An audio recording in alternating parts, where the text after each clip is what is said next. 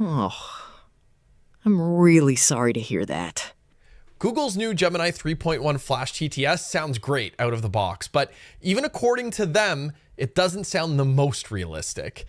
InWorld has them beat on the artificial analysis TTS leaderboard benchmark by a narrow margin, but Gemini is letting you do something that most other providers don't. What's really crazy is their support for director's notes, which means we can try a whole lot of random voice directions based on strangely detailed personas that seem to have a really big impact on realism when we pair them with vocal cues and emotions. We've been testing this extensively with auto research, running experiments, and testing all the different combinations to see which directions most closely match a baseline human audio transcript set.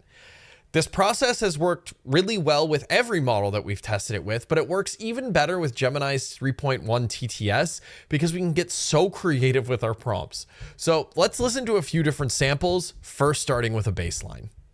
I'm really sorry to hear that. Let me see what I can do to get this resolved for you right away. So it sounds okay, but it's a little robotic. The pacing is rigid and regular. So let's listen to the voice-directed version.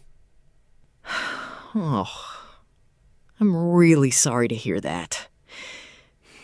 Let me see what I can do. There's breaths, there's sighs. The agent sounds legitimately empathetic. While out of the box, Gemini gave their own model a score that doesn't put it at the top of the heap, I think with proper prompting, this is a model that can really shine in any case where you want it to sound human.